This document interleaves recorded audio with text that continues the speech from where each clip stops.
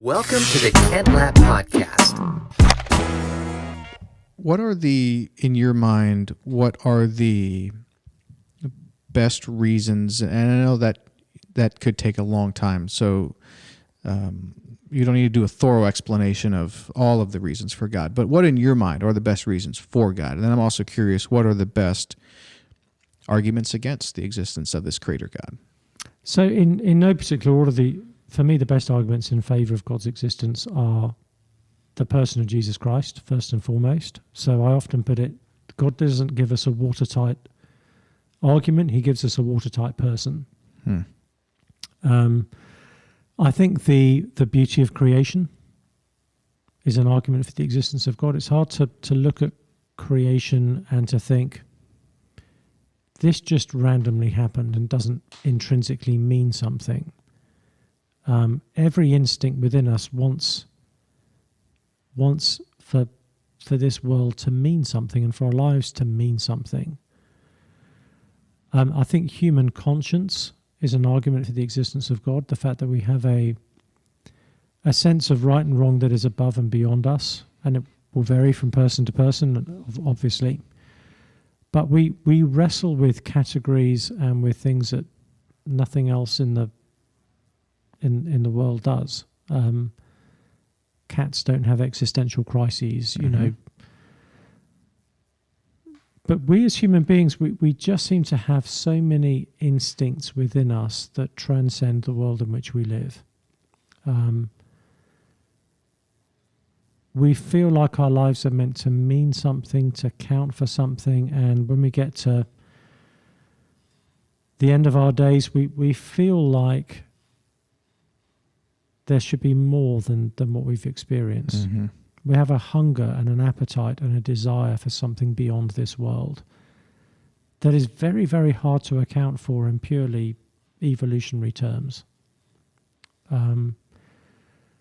So those would be some of the reasons for the existence of God. There are many others that people follow, but those are the ones that I find the most compelling. And just to touch on the conscience thing too,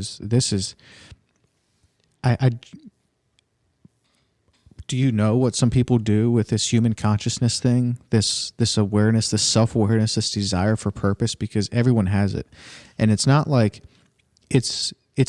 what we have in a dog is turned up, tenfold with humans.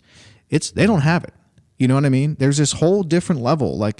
You have animals and fish and all these different beautiful, created animals.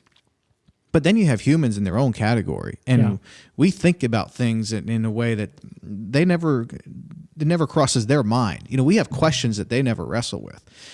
And if there's not a greater purpose, if there's not a God, it just seems to me that these questions that we deal with, what a cruel joke. You know what I mean? Like, these questions are good because if there is a God, you would want this to be within us, wondering, why are we here? How do we get here? What are we supposed to be doing? Is this all there is to this earth? If there was a God who made us all and we never wrestled with that and then we just dropped off and we're separated from God forever, that would also be cruel. So it's like, it needs to be this way. If there is a God, we need to have these questions well up within us. But if there is not a God and these questions are welling up within us, it just seems like a cruel twist of fate for creation. Like, let's take that bug out of the system, and then we'd all just be happier, and we could just be like animals. Yeah. And more than that, it's where on earth would that have come from? If this world is all we've ever known, how is it that so many of us have a sense that this world isn't enough? The very fact that we experience boredom and frustration is evidence for the fact that we feel like there should be more to life than what we're getting. And, the Bible accounts for that. The book of Ecclesiastes especially accounts for that. It says God has set eternity in the hearts of men.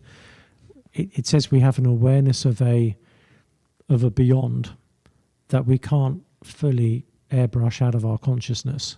And that nagging suspicion and frustration is evidence that we were made for more than the world we currently live in. Yes.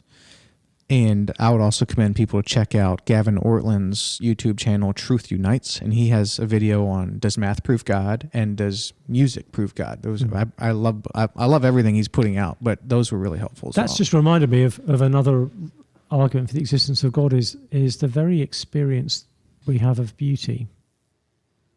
Leonard